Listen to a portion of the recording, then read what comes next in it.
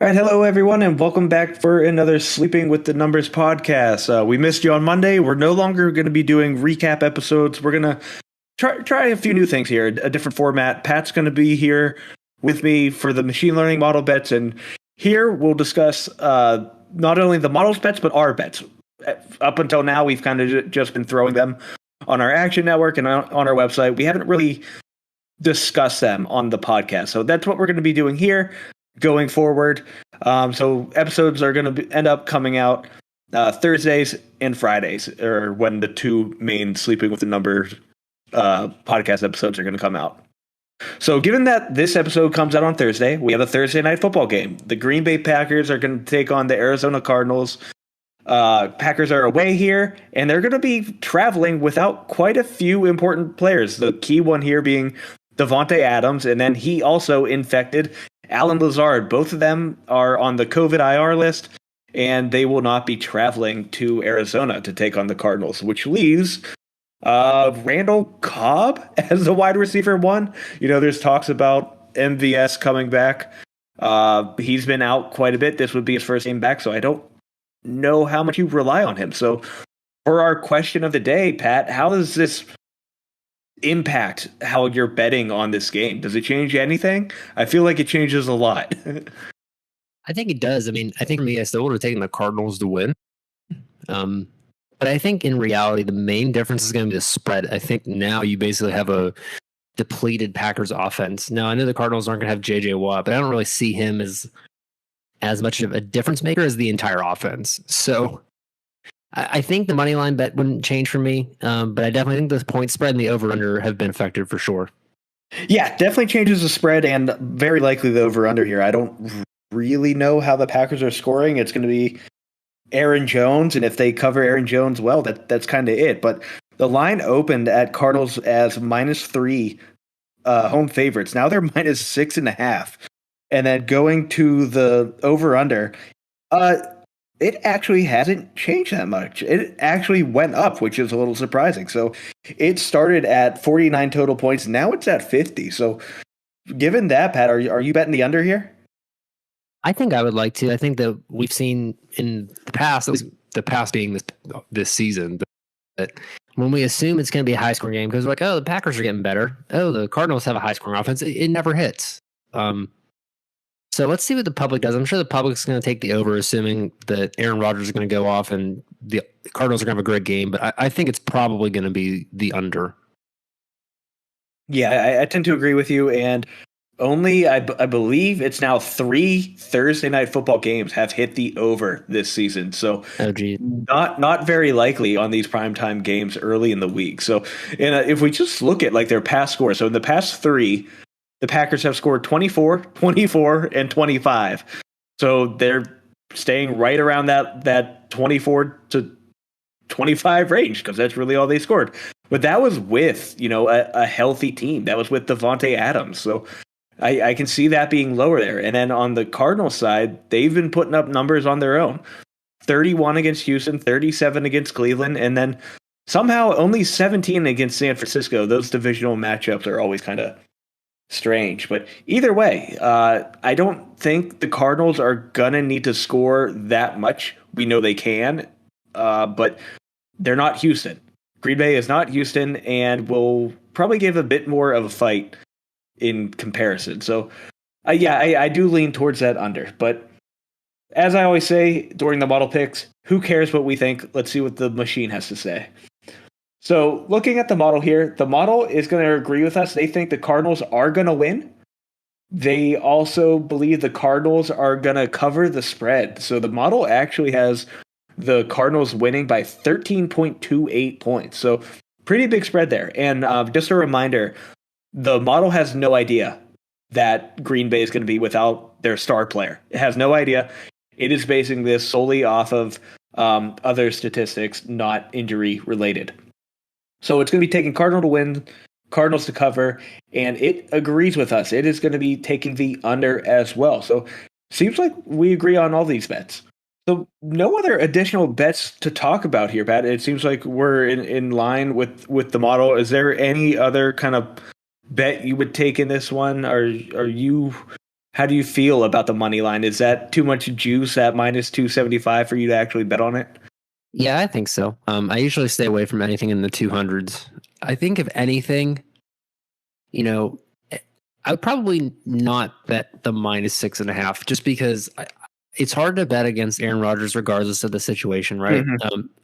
I think for sure I'm going to take the under. I'm not going to do the over. I don't trust it. If the odds are better, I would do the money line, and the spread's a little tough for me because I don't think it's going to be a blowout. It's going to be closer to that 17-10 game that we saw in San Francisco. Yeah, completely fair. Like I said, Green Bay is not Houston.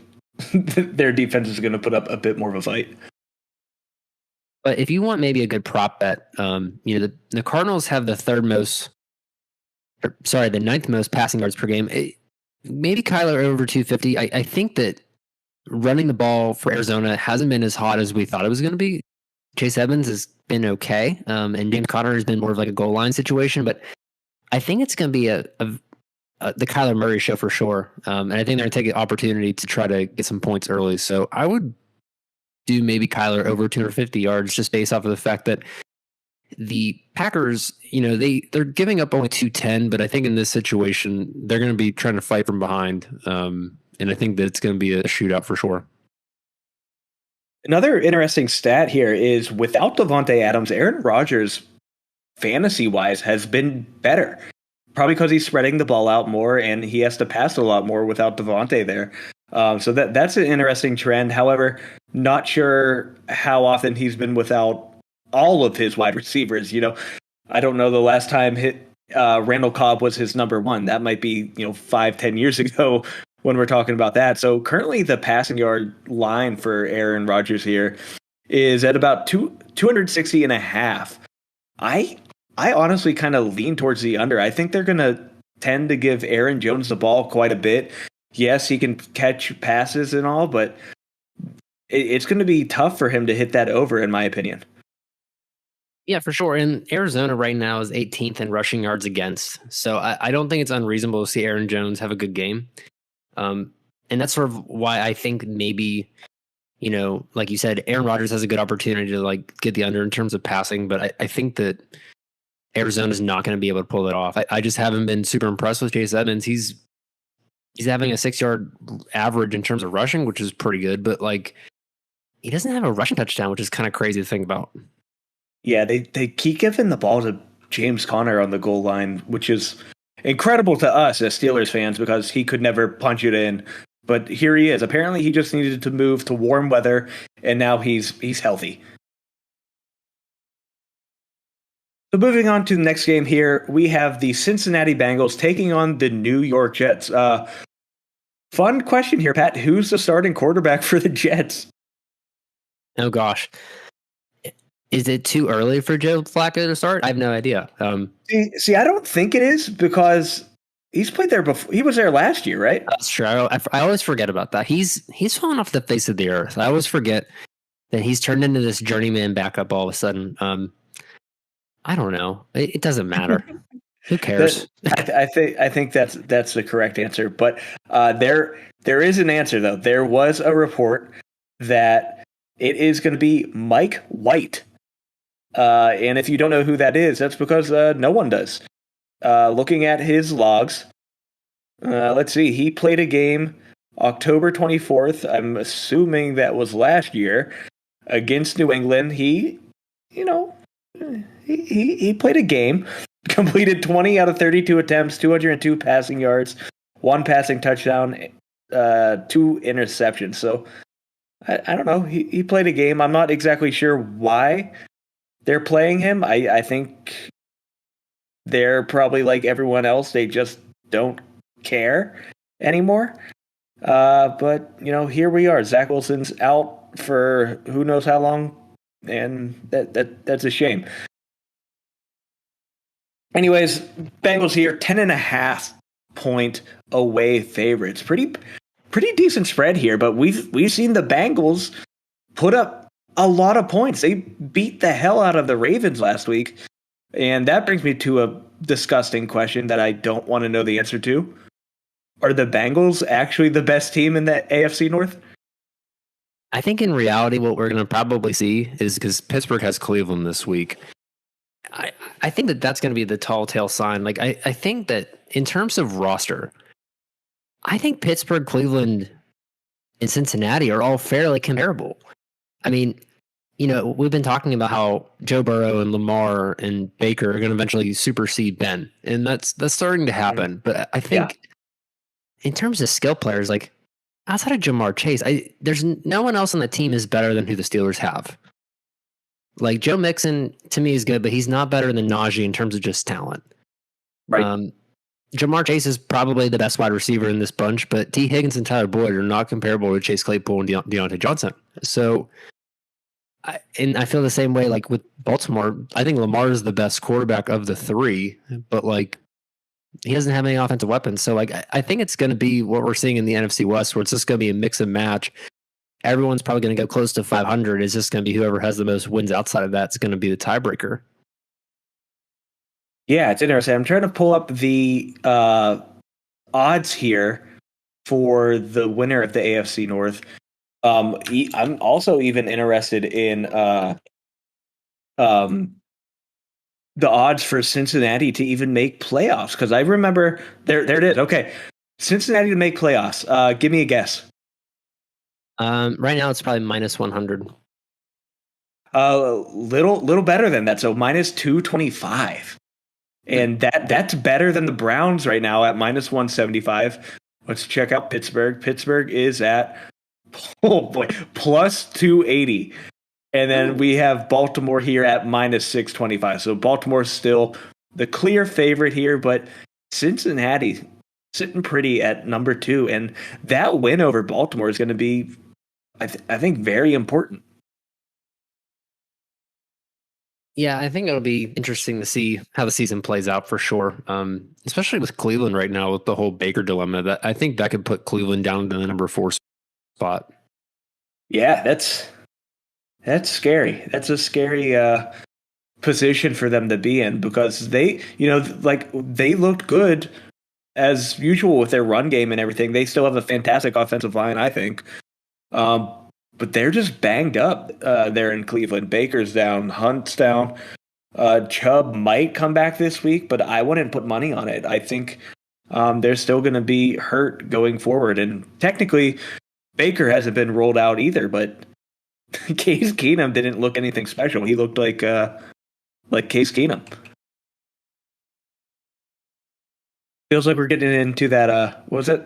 Discussion we had last week, Blaine Gabbert versus Mike Glennon. Yeah, that's kind of what that feels like. Case Keenum should be included in that too.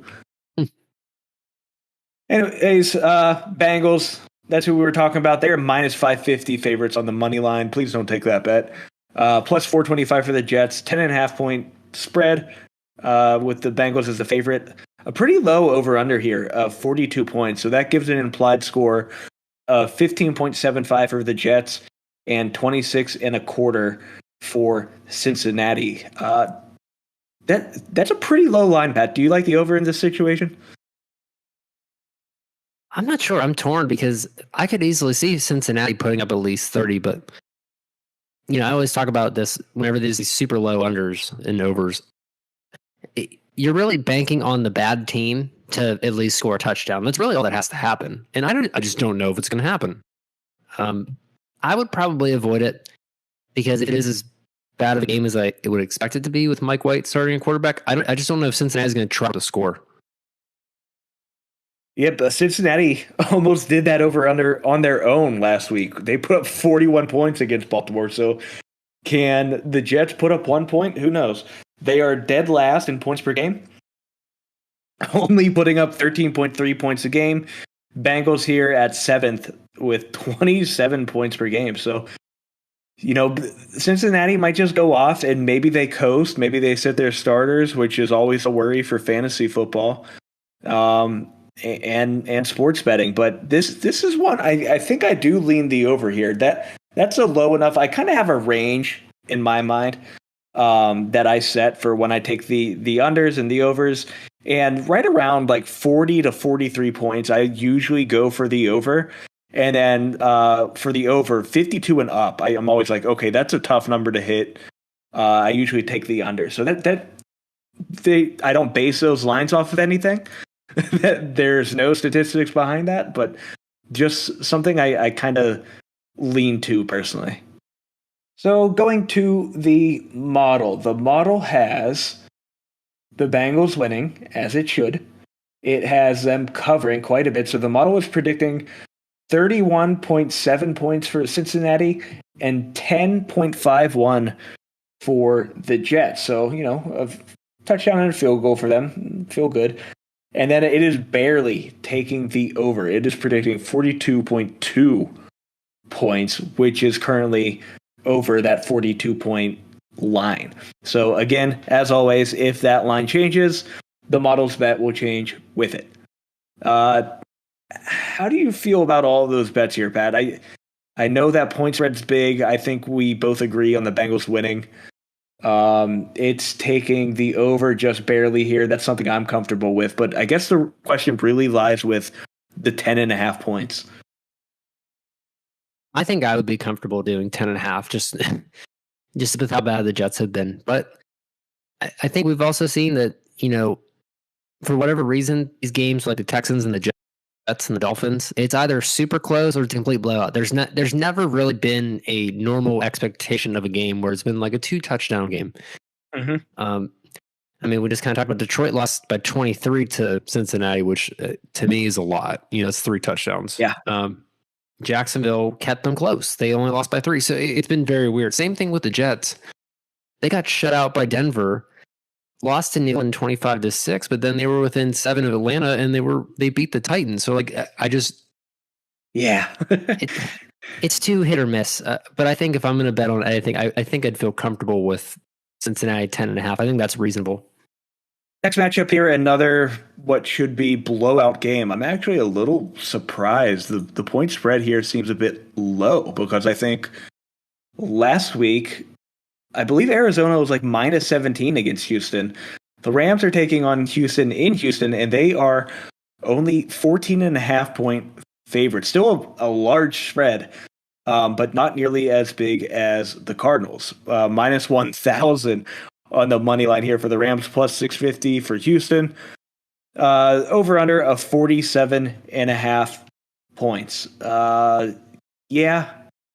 I don't know how much we really got to talk about this game. Rams should win this one pretty easily. Cooper Kupp is, dare I say, the best wide receiver in football right now. So do you think he actually is the best wide receiver in terms of like talent and all that, or do you think he's just in the best position to perform?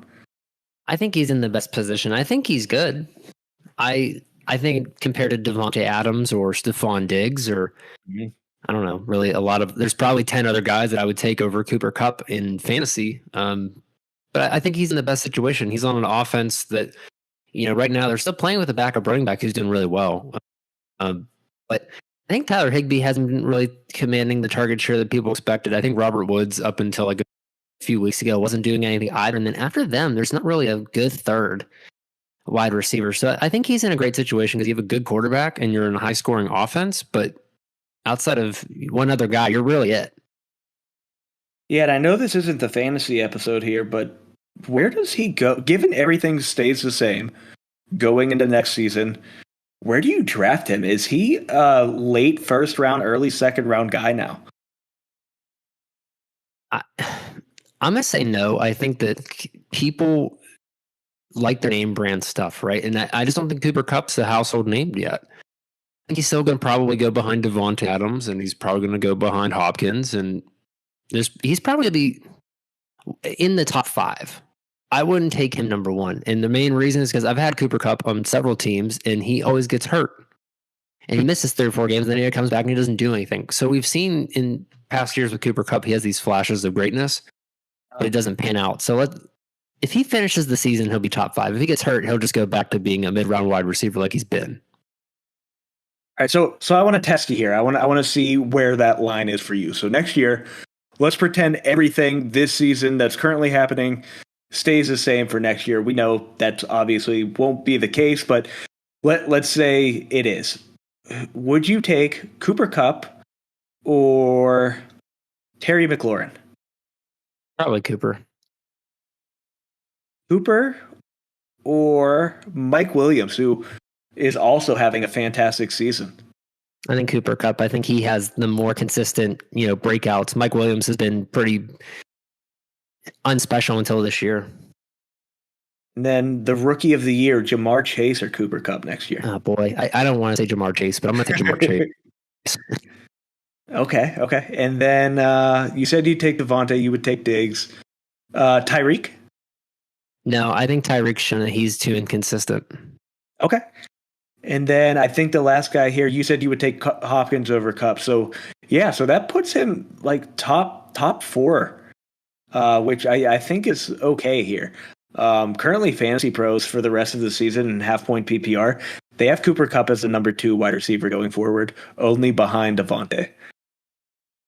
I think Justin Jefferson and AJ Brown are 2 guys that I'm really looking at because I think AJ Brown's had a bad year because the Titans, for whatever reason, just had a really rough start. And then I'm looking at CBS Fantasy. You know who's climbing into the top 10? That's really crazy.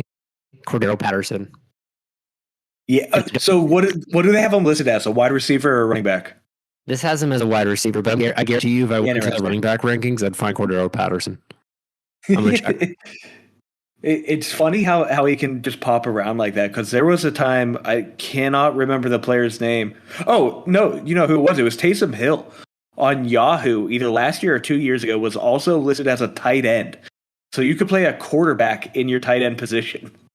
Yeah, Dave Richard from CBS has hit Cordell Patterson as the number 13 running back. MSC, he has him as the 14 wide receiver. That doesn't... Okay, whatever. I guess Cordell Patterson, he might be in the quarterback rankings too, or the kicker rankings. I have no idea at this point. He's probably throwing a pass. Yeah. All right, going to the model here. Model easily taking the Rams to win, the Rams to cover, and it's going to actually take the under 47.5 points, predicting a total of 46.71. I agree with all of that, Pat. I think the Rams, their defense isn't going to let Houston do anything, and Rams will be doing all the scoring. So I don't think that 47.5 gets hit. Yeah, I agree with that as well. Awesome. Next matchup here, divisional matchup, the AFC South. Tennessee Titans coming off a big win against Kansas City. We'll get to them, but man, they're just so hard to predict now too. But Tennessee Titans taking on Indianapolis at Lucas Oil Stadium. Yeah, I remembered what that stadium was called. Lucas Oil Stadium. Colts are a point favorite. Right off the bat, do you agree with that? No. Yeah, so that's going to be definitely one of our joint bets here. Titans +1. Get in on that before it swaps, because I think heading towards Sunday, I can see this line moving pretty easily. So if you're able to get plus odds on the Titans, they're currently even money. Take it. So Colts -1 home favorites. -120 on the money line. Even money for the Titans. 51 point over under. So that gives an implied point total of 26 to 25 for the Colts. I think that's very reasonable. The only thing, like we just discussed, I think it's going to be flipped. I think the Titans win this game.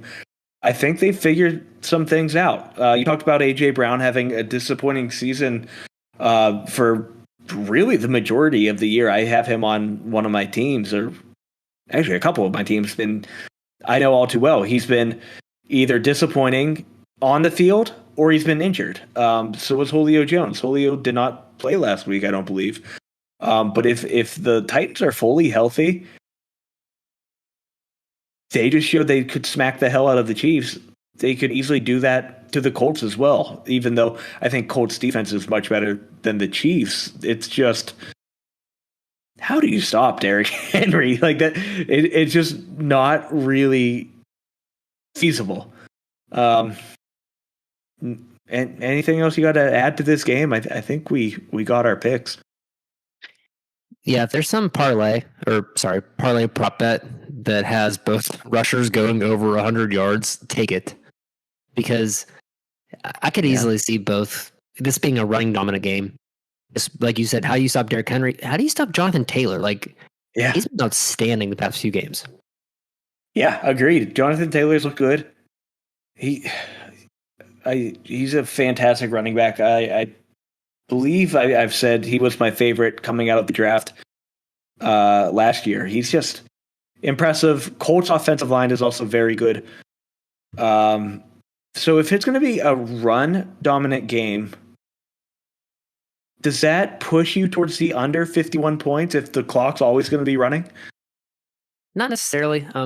I think when I say it's going to be a run dominant game, I think that the game will still have a lot of passing attempts. Because looking at the defense right now, the Titans have the 9th best rush yards against. Colts have 14th. So I don't necessarily think that the Colts are going to make this like a slow moving game in terms of defense. I think Derrick Henry is going to get a lot of work against them. I mean, but the Titans' overall defense is giving up 376 yards. So I think it's going to be a situation where team are going to allow for, Jonathan Taylor to run, and they're really going to try to stop the run. And then that's when the passing is going to come in and going to explode. I'm not super impressed with either of these teams' defensive backs. So I don't think when I say it's going to be a run dominant game that it's going to be the entire game. What I'm saying is I think if you're looking for who's going to be the 2 impact players, it's going to be Derrick Henry, Jonathan Taylor.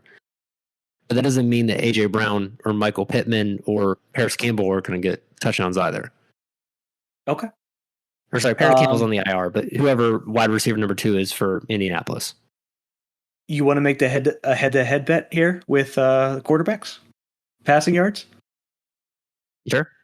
Okay, so Ryan Tannehill currently at 248.1 passing yards a game.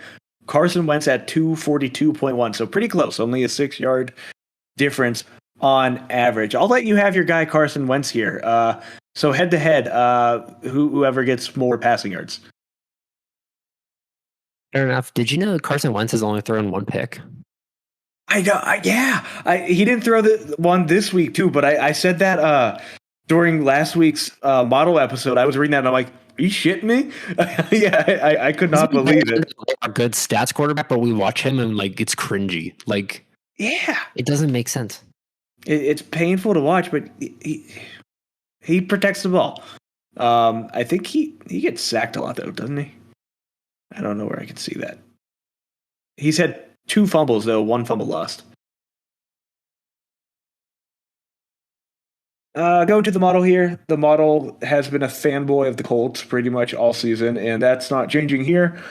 It is going to take the Colts to win. However, it will take the Titans to cover currently at this +1 line. We do expect this line to move. So again, if that changes, so will the model's bets. It is also going to be taking the under 51 points, just barely. It's predicting a total score of 49.98 points. And Pat, something I noticed here when I was reading off the model bets last week, it does a really good job at pretty much predicting what the Vegas line is going to be. So let me just kind of read off the games that we talked about already. So currently the Vegas line is 51 for this game. The model predicts 49.98. Then we had the Green Bay Arizona game, which is at 50.5. It's predicting 47.85. Rams game, 47.5. It predicts 46.71. So it really just feels like we built the same model that Vegas is using to set these over-under lines, which is probably why it's doing so poorly at actually picking the over or the under, because it's predicting that exact line. So we didn't build it to do that, but just something I've noticed over the past couple weeks. I wonder, in this situation, if we build the same model, what the difference is in Vegas's model that allows for them to manipulate the money so that way they win. Yeah, I think that's what we need to figure out. And then, of course, after that, then we'll be the sports book. That's right. Ed and I were actually talking about how sports books are actuarial. So it's that actuarial science behind them where they're not trying to actually predict what it is. They're trying to make money, right? And so as bets come in, they adjust the lines just enough to get people. They try to get it 50-50 because that's how they gain the most money. And if one side wins, the other side loses. So it's either they break even or they're always making money. And that's something to always remember. Vegas always wins, even if you do. So just a reminder for those people betting here. Moving on to our next matchup here. This is a horrible game. I don't want to spend a lot of time here, but Philadelphia going to Detroit. Philly is currently 3.5-point away favorites, -185 on the money line, +150 for the Detroit Lions. Over under 47.5 points. Pat, I'm going to bet on the Lions here. Yeah, I think they deserve it, don't you think? Yeah, give them a little pat on the butt. If they're going to do it against any team, I think why not the Eagles? That's probably their easiest matchup. Let me just look at their schedule here real quick. So coming up, they take on Philadelphia, then they go on bye. They play Pittsburgh. They could maybe beat Pittsburgh. I don't know. They play Pittsburgh, Cleveland, Chicago, Minnesota, Denver, Arizona, Atlanta, Seattle, Green Bay. Philadelphia is probably their easiest matchup going forward. So I'm willing to take that shot there. I think the return at +150 is pretty good.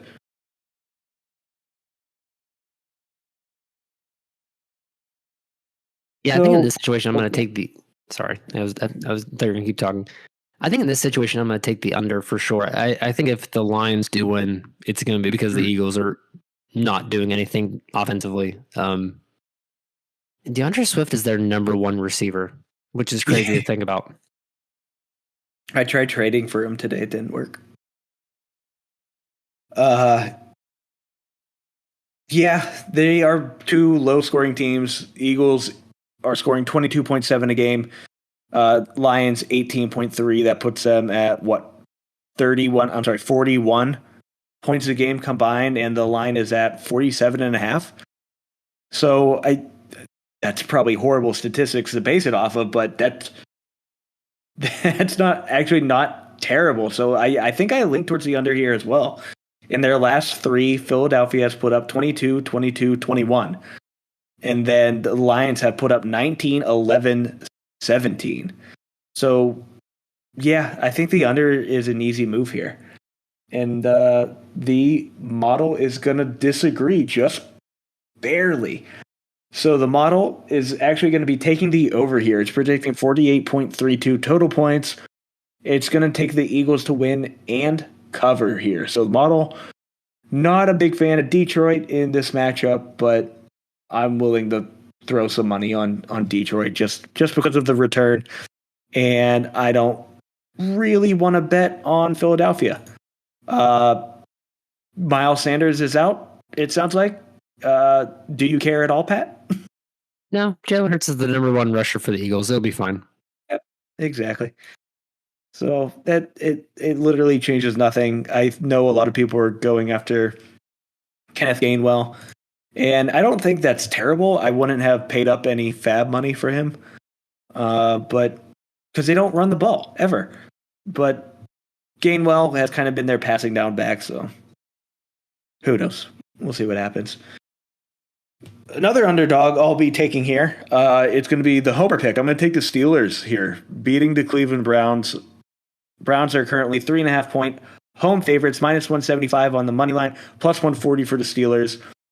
Very low over under 42 points. I honestly think that might be an easy over for me. Do you agree? I think so. I think that it depends really if Baker's going to play. It says on ESPN that he could absolutely possibly play, which means nothing. But I would be really concerned if Nick Chubb ends up playing. Another guy who, like, if you're looking for any type of parlay or prop or anything, like Nick Chubb to get 100 yards and score, for sure take it. Because we've seen the Steelers' rush defense get blown up by Alex Collins. So What are they going to do against an elite running back? I don't know. I think my concern is the Steelers' offense sucks. Mm-hmm. And that's really it. I think they're going to win. Especially if Baker doesn't play, but I'm not sure about the over. Like, I want it to be the Steelers' offense from 2 years ago that we remember, but I just don't see it. We want to do some football math here. The Steelers beat Denver 27-19 2 weeks ago, while the Browns barely beat Denver 17-14. So, we beat them by more. We're a better team. That's what that means. These divisional matchups are always close.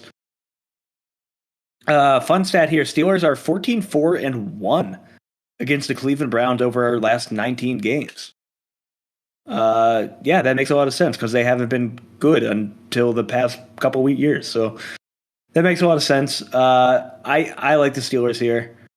We can, I guess, compare it sadly to the Lions matchup we just talked about, where I just like the positive odds here.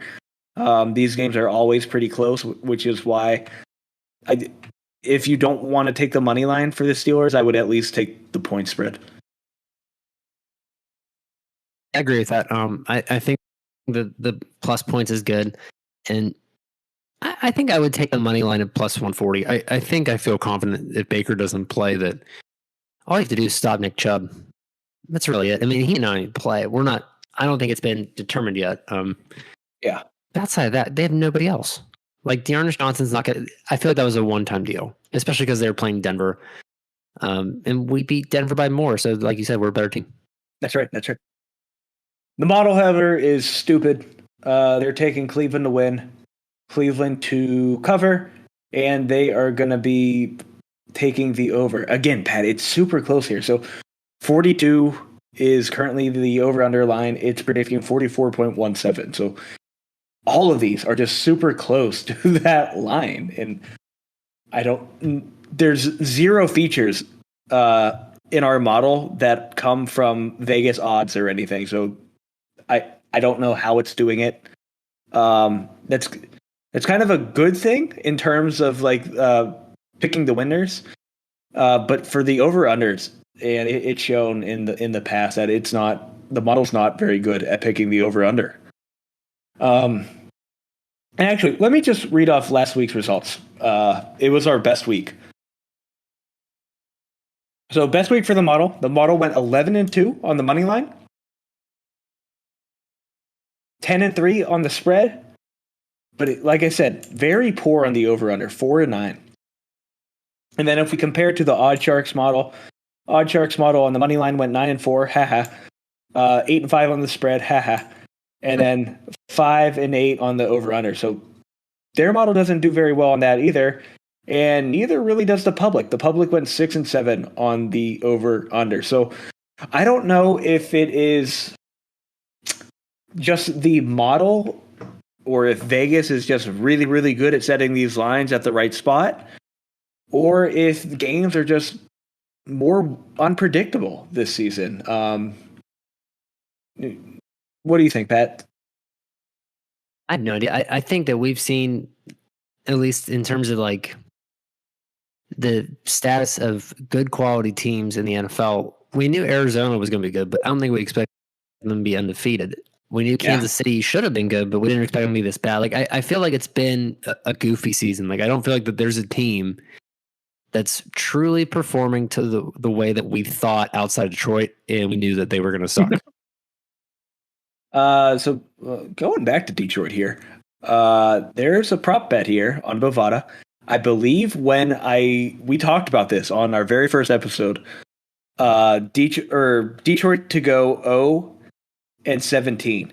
I believe the odds back then were like 1,700 or something like that, 17,000 maybe. It was big. It was very large. So currently those odds are at plus 850, and we just discussed their upcoming schedule. If they don't beat Philadelphia here, I'm pretty confident in taking that 0-17 season. Yeah, I would be as well. I mean, at some point, you're just going to have to start either sitting people, like maybe someone like DeAndre Swift because you want him to be healthy for next year and he keeps showing up on the injury report, or it's just going to be, everyone's going to quit. Not that the players are going to quit, but I feel like it's just going to be like doom gloom. And I think you can say all you want about how they're professionals and that they're not going to do that. They're going to try their hardest. But if you're on a sports team and you suck, you suck. Yeah. It's like when, who was it? I can't remember his name, but that defensive player retired at halftime because they were getting beat up so bad. They know it. And then another fun bet here: Arizona to go undefeated in the regular season, plus 6,000. That one I don't feel as confident in. No, I don't either. I think we've seen Arizona come close to losing, and they've gotten lucky on a few times. I think the 7-0 is inflated, but I think that they're still a good team. For sure. And two bad teams in the same division, San Francisco 49ers, they are 4-point away favorites against Chicago. Chicago plus 160 on the money line, San Francisco minus 190. A very low, I believe this is the lowest on the week, of 39.5 total points. We saw San Francisco lose to the Colts here, 18-30 on, that was Sunday night. Yeah. Sunday night, it was, I don't know, it was close for a little bit here, but Arizona. San Francisco, they're low on weapons as well. It really seems like it's Debo and no one. I think Eli Mitchell got a touchdown or something that game, but their roulette wheel of running backs, it's just difficult to predict. So I don't know. I think both of these teams are bad. Do you think the Niners cover here? I think so. I think Chicago's horrible. I don't like Justin Fields. You can say what you want, but when you're averaging 116 yards per game, I don't see it. I mean, he has potential, but I don't think right now is the time when your number one receiver is Darnell Mooney with 345 yards. Yeah, and I don't. Bigger question: if David Montgomery is back this season, does that help at all? I mean, he's been very good, but does it matter? I mean, I think when they play the lesser teams, it'll help. I'm going to pull up their schedule real quick. I mean, they have Detroit, so there's a win. Seattle, there's a win. New York Giants, there's a win. So I think David Montgomery would help, but Baltimore, Arizona, Green Bay are also on the schedule. I just don't see them, getting over 500 anytime soon. So where can I take a bet that Justin Fields does not get a second contract? Oh, that'd be a great bet. Because I honestly don't. We said it coming into the season. I said it when he was drafted. These Ohio, I don't know what it is. We can blame Urban, I guess. That's fun. I like doing that. But Ohio State quarterbacks, they don't make it. They always are high draft capital, and then they do nothing. And I don't know if it's because they just end up in a poor landing spot and it kind of ruins their career or what. But something about that Ohio State system does not work well in terms of getting these quarterbacks ready for the NFL. And then going to the model here, the model has the Niners to win, Niners to cover, just barely. And then, again, super close on this line here. It is going to take the over, predicting 49.67 points, which is just barely over that 39.5 point line. Next matchup here, it is a divisional matchup between the first and last teams.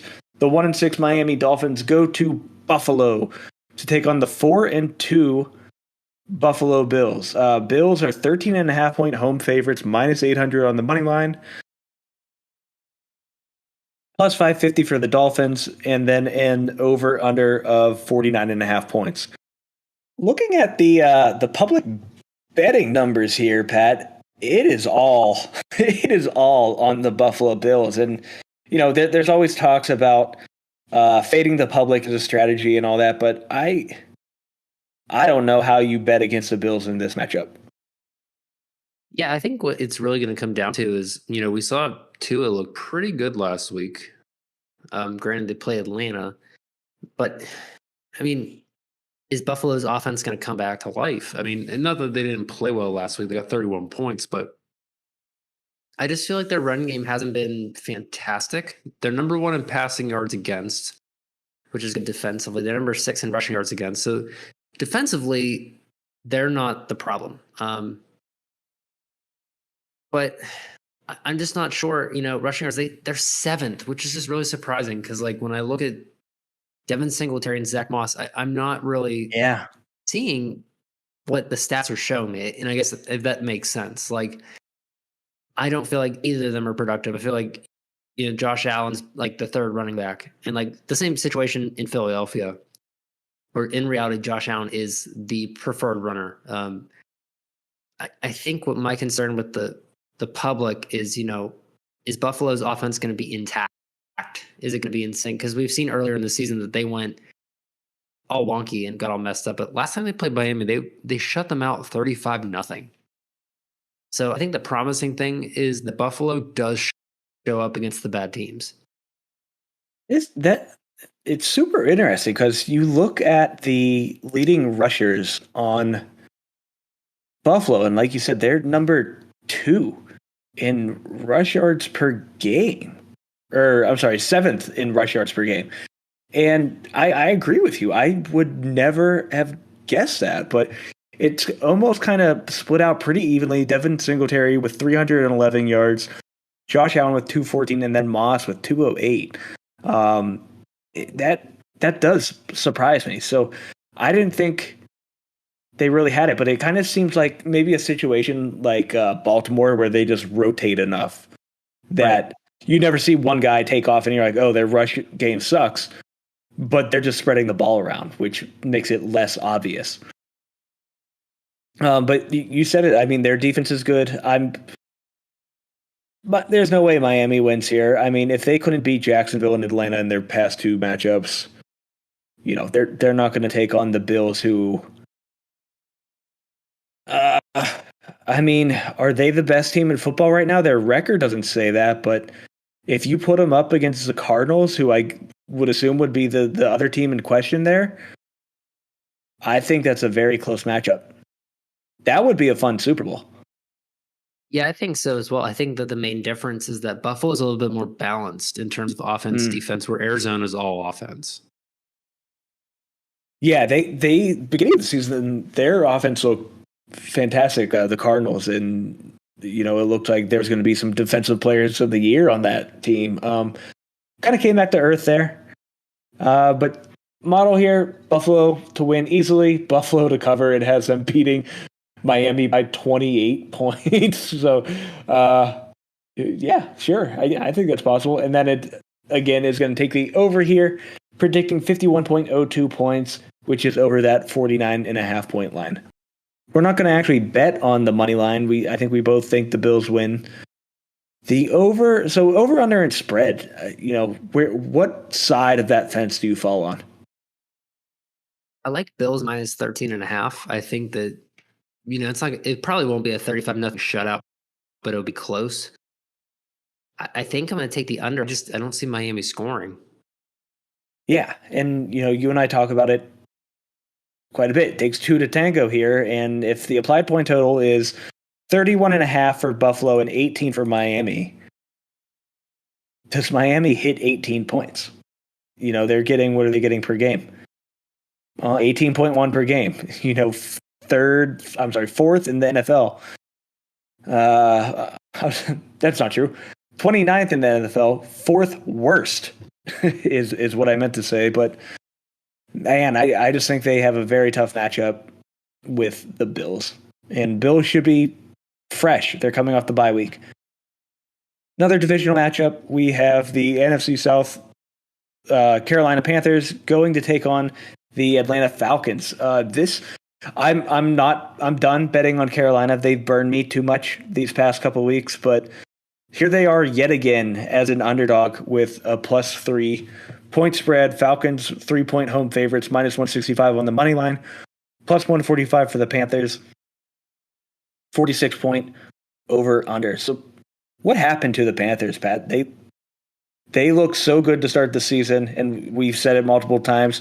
That Dallas game completely changed this team, and now they look awful. They look like a really terrible team. Yeah, I don't know. I mean, we talked about how eventually Christian McCaffrey will come back and save the day, but I don't know if that's possible. I think something's happened where Sam Darnold wasn't being as efficient, because those first few games we saw him not necessarily throwing a lot of yards, but he's being productive and he had rushing touchdowns. And I feel like the past few games he's been the problem, and I'm not sure. I haven't done enough research as to why that's the case, but I feel like the offense is out of sync. It's just everything's going wrong. I think even if McCaffrey was back, I don't think that the scores would be that much different. Yeah, the only thing that would be, I guess, good there is fantasy. McCaffrey would get all of the fantasy points for the Panthers, but let's look at Darnold's past 3 games. He hasn't had a quarterback rating over 60 in his past 3 games. The past 3, it's been 57.3, 55.6, 44.5. He's thrown at least 1 interception in his past 4 games. He had 0 rush attempts last week against the Giants, and that was a game I thought they were going to get that. They were actually favored in that game by -3, but I'm actually looking more into the stats here, and it might be their offensive line. If we look at the sacks on Darnold at the beginning of the season, week 1, 1 sack, week 2, 2 sacks, week 3, 3 sacks. And then in the past 4 games, he's been sacked 3, 4, 3, 5 times, losing a ton of yards. So it seems like their offensive line has just disappeared. And I don't know if there's been injuries or what. I know we don't really pay attention too much to line injuries, but those can obviously matter. And I'm curious if that is the case here. Looking at, so at their injuries here, they have a guard on IR. Is that it? No. Okay. A guard, 2 guards, a center, and a tackle. All injured, but the tackle was gone since preseason. So I think they've just been getting banged up, and they just lost another guard to IR last week. So yeah, I guess, do you take it Atlanta here? I think so. I think that they looked good last week. I think that Kyle Pitts is finally starting to break out, and my favorite running back / wide receiver is still on the team. So I think that I'm going to take Atlanta now. I don't know about this over under. I'm going to say it's probably going to be the under. I think Carolina's probably not going to score anything. I would take the money line in the Falcons to cover, I think. Yeah, I'm with you on both of those. Falcons have come back strong. They had their bye week. They looked good against Miami. They just barely win with that. But Calvin Ridley's back. Like you said, Pitts is getting into the groove. Even Russell Gage had a good game.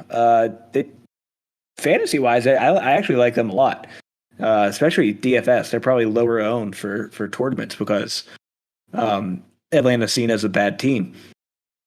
Going to the model. Model still likes Carolina, has them winning. That means they'll also have them to cover, and it's going to take the over. Again, I keep saying it, but it's taking the over 46. It's predicting 46.87 points. So, again, just barely taking that over.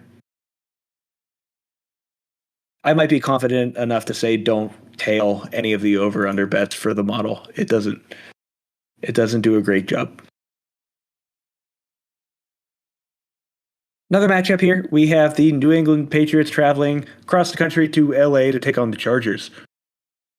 Chargers are 5.5-point home favorites, -225 on the money line, +190 for the Patriots.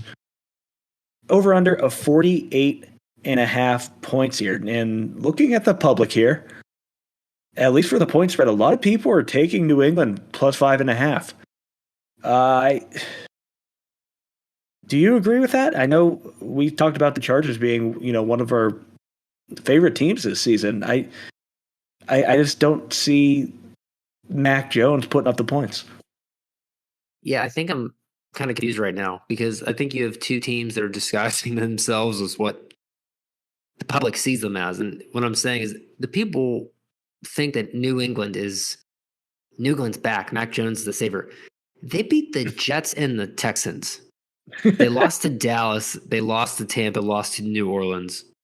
All three potential NFC playoff teams. Yeah. So that's crap. The Chargers lost to Baltimore, who's pretty good. Beat Cleveland, who's good. Beat the Raiders, who are good.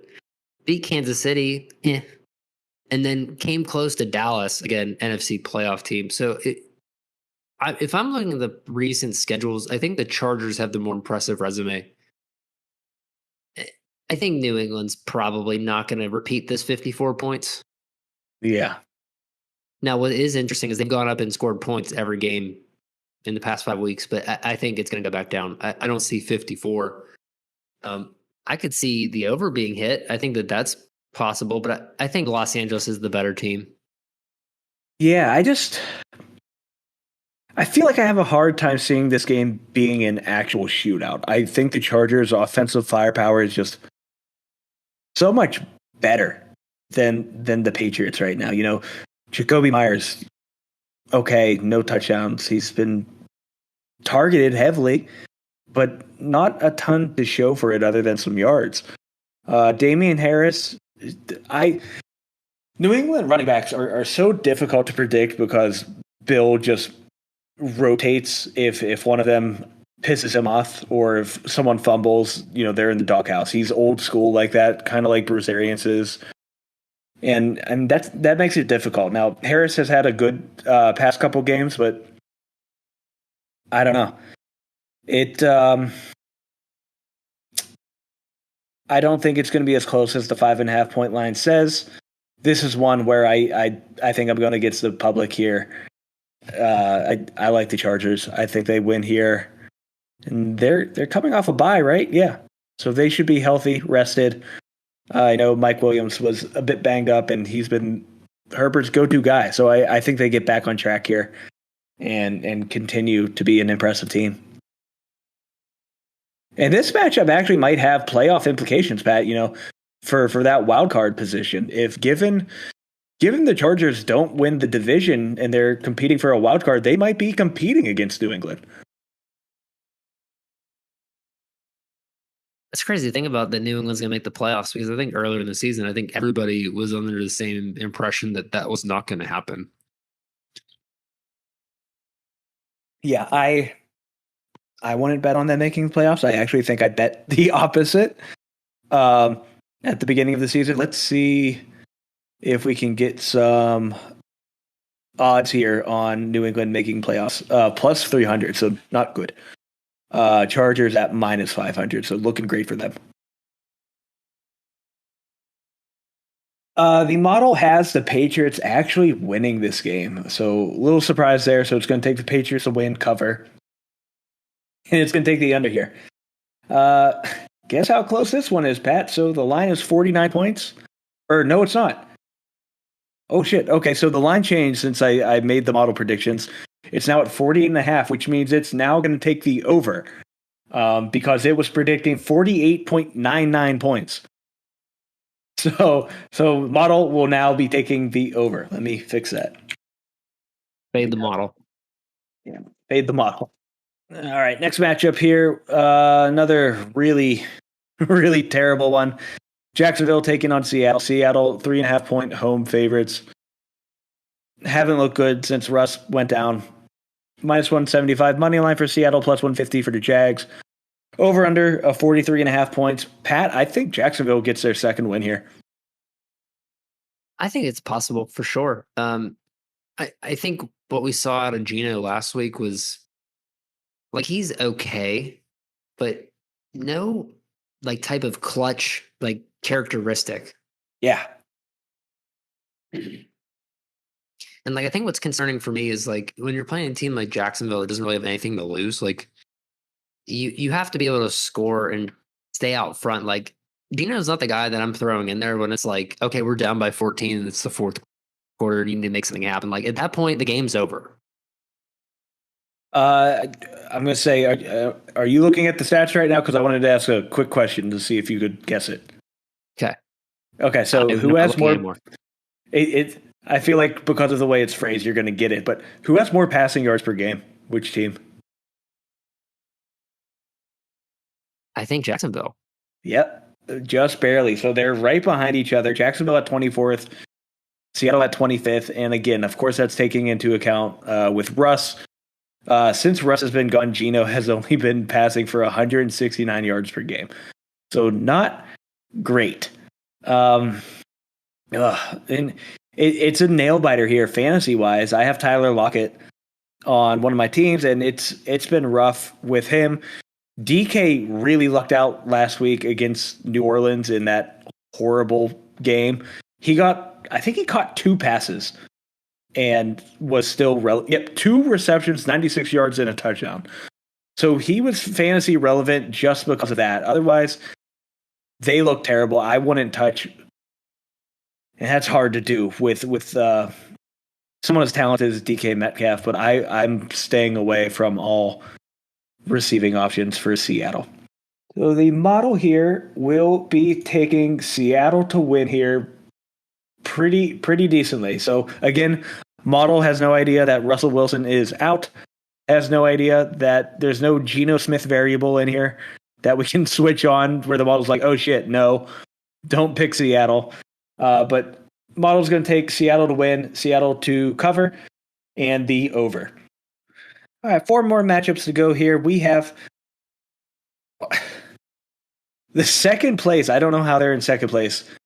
2-5 Washington football team taking on Denver, who is 3-4, only 1 more win, and they're in dead last in the AFC West. But Broncos are 3-point home favorites, minus 160 on the money line, plus 135 for Washington. Over under of 44.5 points. A lot of people betting on the over here. 86% of the bets are on that over. I think I tend to kind of agree. Let's see here. In their past 3 games, Washington has put up 24, 13, 22. Last 3 for Denver, 14, 24, 19. So, all right, maybe not. Neither of these teams are good, Pat. Who do you like, if anyone? I would like to see Washington, sorry, my voice is cutting. Hold on. I'd like to see Washington get a win just for the sake that I think Taylor Heinicke's the feel-good story that everybody wants. Teddy Bridgewater's old news. He was the feel-good story about 4 years ago. That's my only logic. They both suck. Teddy still wear those gloves? I think so. And I think it's never going to go out of style. Yeah, it hasn't gone out of style for Mickey Mouse, and he's over 100. Yeah. All right, good for him. What? Okay. So the model is going to be taking, I bet it takes Denver. Let me find it. Yep. Yeah, so model is taking Denver to win, Denver to cover, and it will be taking the under. Let me make sure that line didn't change. Nope. Okay, so it's going to be taking the under 44.5 points. I don't think I bet on this one, honestly, Pat. I think it's a coin toss. I think both teams are very bad. And when 2 bad teams are playing against each other, you don't look. You don't want any part of that game. Yeah, I agree with that. It could go multiple ways. There's not really guaranteed shootout potential or stinkfest. It could be either or. We got a heated rivalry in this next one. 2 NFC South teams, Tampa Bay going to the Superdome to take on New Orleans. New Orleans, they won, but they look awful. Tampa Bay somehow only 5.5 point favorites, minus 225 on the money line. We talked about it, Pat. Anything less than 200, I really don't like betting, but Tampa Bay, I think you're rarely going to get them that close. So that might be a money line I'm willing to break my own rule on, just because I am that confident in them beating the Saints here. Jameis looks awful. The They don't have wide receivers on that team. Alvin Kamara was that entire team.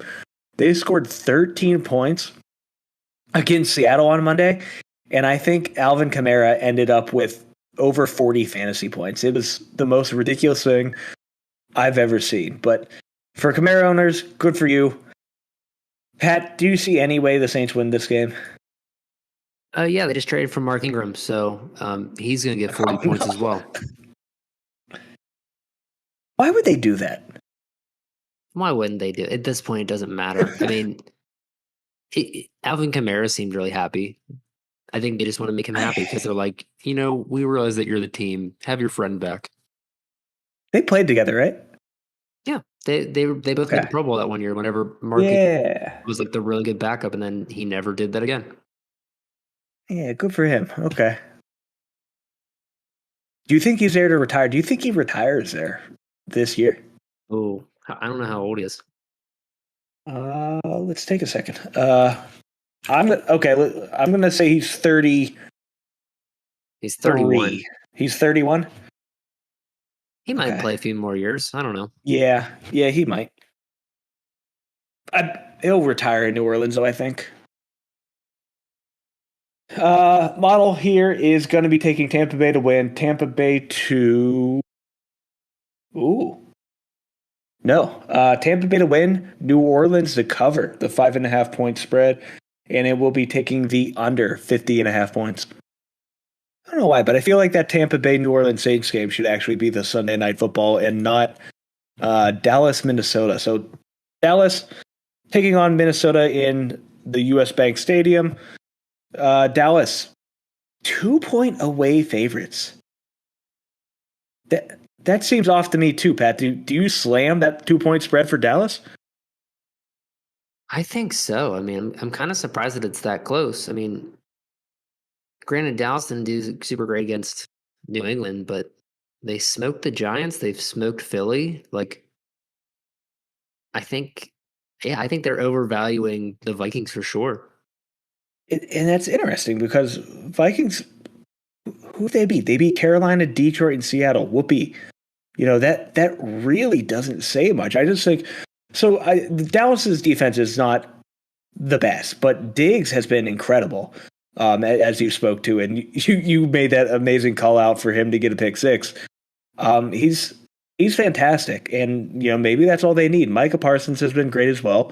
I think he's currently leading for Defensive Rookie of the Year, but it's really Dallas's offensive firepower that is keeping them in these games, and -2, that's just too close for me. I will gladly take the Dallas money line and the spread here.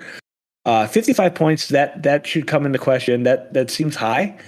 But Pat, past 3 games, Dallas has put up 35, 44, 36. They are first in points per game with 34.2 points. Minnesota, their last 3 have put up 34, 19, 7. So a little all over the place there, averaging 24.5 a game. What way do you lean there? I think it's probably the over. I could really see this being a shootout. I could see, both Dak and Kirk going over 300 yards. And I mean, I don't know if it's going to be CeeDee Lamb or Amari Cooper. I don't know who it's going to be, but someone from Dallas is going to get a lot of points. And I think this is going to be how we describe the Tennessee game as well. Like, Zeke and Dalvin should have very, very good games, but that doesn't mean that that's the only form of offense that's going to happen. I think the love is going to be spread all around in terms of fantasy. Who's the wide receiver 1 in this game, Lamb or Cooper? I'm going to pick Amari Cooper just because he started off hot and he's been kind of cold. I feel like CeeDee Lamb's, I feel like it's like the situation in Los Angeles. I think they're just going to keep switching. Yeah. Yeah, and I think Dak does enough work to make them kind of both relevant. I traded Cooper for Lamb, funny enough, but Cooper, he wasn't bad. It was just like he didn't play for 3 quarters, and then he ends up with a touchdown to save his day. Mm-hmm. I think Lamb might be a bit more consistent in terms of targets and receptions. The model is going to be taking the Cowboys to win, Cowboys to cover, and it agrees with you, Pat. It thinks it will be the over 55 points. Yeah, I think it'll at least be a fun game to watch. I don't know how meaningful it's going to be. I think they kind of expected this game to be a fight for maybe an NFC wildcard spot when they made this schedule, but I don't think so. not for this one. And then this Monday Night Football game, even more meaningless. We have the New York Giants taking on Kansas City in Arrowhead. Kansas City are 10-point home favorites, minus 500 on the money line, plus 375 for the Giants. High over under here of 52.5 points. Kansas City hasn't really lived up to that in their past 3 games. They put up 3 points, 31, 20. In the Giants' last 3, 25, 11, 20. So I think that over under, I'll take the under here in a primetime game. That seems very high for 2 teams that are underperforming. Yeah, I think what it's assuming is that Patrick Mahomes is going to go off, and at the beginning of the year, the Giants' offense was half alive, but I mean it's kind of died off ever since everybody decided to get hurt. So I think it's going to be the under. I think most of those points are going to be Kansas City. I think what's going to be misleading is that Kansas City is going to do well, and people are like, "Oh, good, Kansas City is back." But let's be real; they're playing the Giants. I think that what people are slowly starting to realize is that Patrick Mahomes is good, but Kansas City sucks. Take a guess on Kansas City's odds to make the playoffs. I'm going to say they're in the plus 200s right now. Complete opposite. It's minus 200 at the moment. Oh, that's ridiculous. I don't know who makes that, because we're looking at, in reality, like, they're not performing the way we expect. They're third in their division, and like it's not like they just lost. They got smoked by Tennessee, and they got smoked by Buffalo too. Like 2 teams that they would see in the playoffs. Like their last 2 wins are Washington, Philly, and they're both garbage. So this is an interesting one. So the odds don't reflect the actual mathematical probability of the Chiefs making playoffs. So currently, the favored bet is for the Chiefs to make the playoffs. But mathematically, they only have a 25% chance of making the playoffs. So given, the math there, that it's such a wild thing to say, but do you think they miss playoffs? I think it's highly possible. I would like to think that they would get themselves together, and I'm going to pull up their schedule, see. I mean, after New York, they have Green Bay, Vegas, and Dallas. Those are all 3 games I'm concerned about. And then they have Vegas, Chargers, Pittsburgh, Cincinnati. I don't know. Yeah. That's a crazy one, because I think that obviously the easiest path for them to make it is to win the division. Somehow Vegas is at the top of the division. I don't think they end there. But yeah, so let's say the Chargers win the division. They're then competing against Baltimore, Vegas, Cleveland, and Pittsburgh for a wild card position at this current moment. Probably they'll beat out Pittsburgh. Probably they'll beat out Cleveland. I think Baltimore, and crazy enough, even Vegas might be more difficult because those divisional matchups are going to matter a lot more.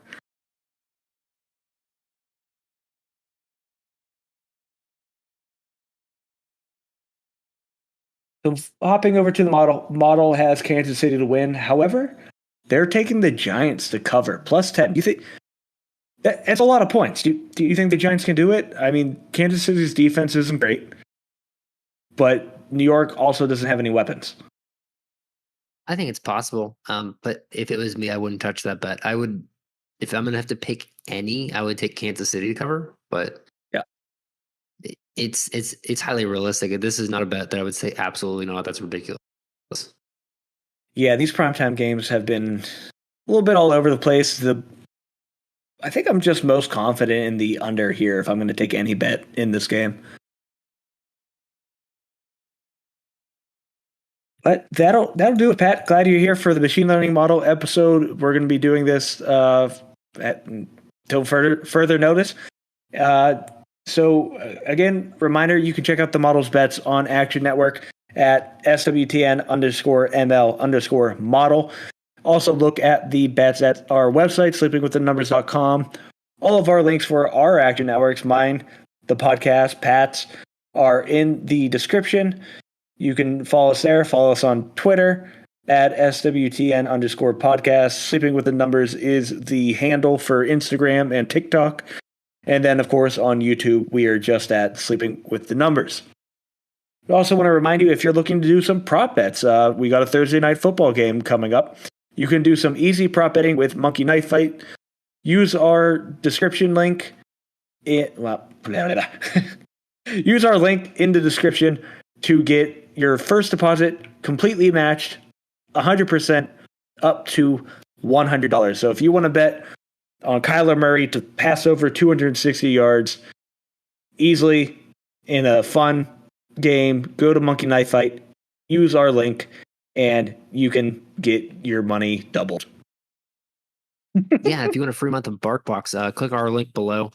It's a monthly subscription box where you can get treats and toys for your dog. And you missed out on spooky treats. It was pretty exciting. We got some type of marshmallow thing and a spooky ghost. So everything was super spooky. Everything's super fun and super tough. So if you're looking for treats and toys that you want your dog to enjoy and also not destroy in less than 5 minutes, like you get from the name brand stores, I highly recommend checking out BarkBox.